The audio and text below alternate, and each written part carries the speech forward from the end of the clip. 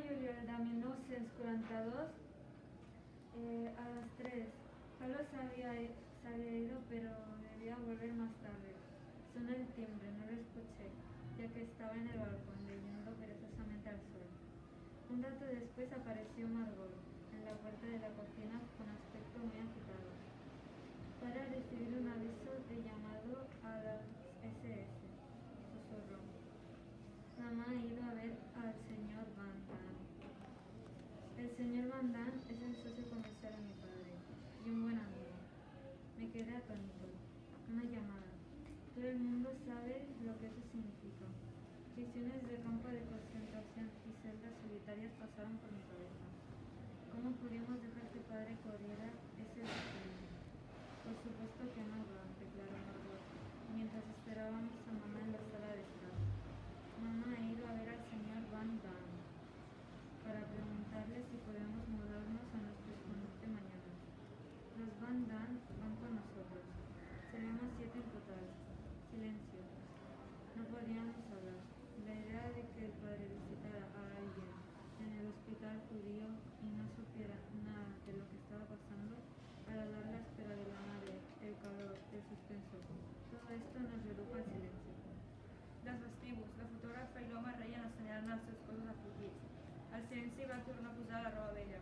Havien al·luït el càstig, però no va guanyar ni un vestit que els abrigués. Amb les rampoines de sempre, amb aquella mena d'esclops al trobar dels peus, tornar a la feina. Li costava, les mans tremolaven, dels nervis i la humiliació que havia suportat, del somriure ofert als enemics. No sabia quant de temps podria resistir-ho, de treballar en aquelles condicions. Tot i que era jove, l'instint de viure encara no se l'havia ensemuït.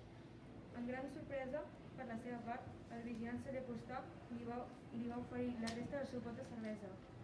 Havia pensat, doncs, que aquella parella també eren els seus enemics, i la comèdia de les seves fotografies l'havia fastiguejat.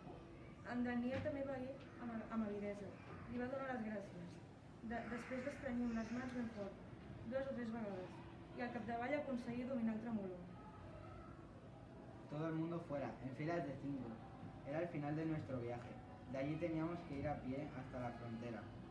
Y vi que no en todas partes era como mi infierno, que la vida seguía adelante.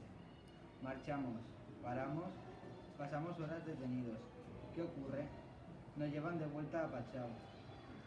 No, no vienen los americanos. Estaba conmoción y rumores, luego gritos. La guerra se ha acabado, se había acabado. De vuelta a los vagones, no nos dejaron marchar, nos metieron en un tren de mercancías. Los americanos estarán en la siguiente ciudad, que se os queden ellos. A ese tren no subieron guardias y comprendimos que todo había acabado de verdad.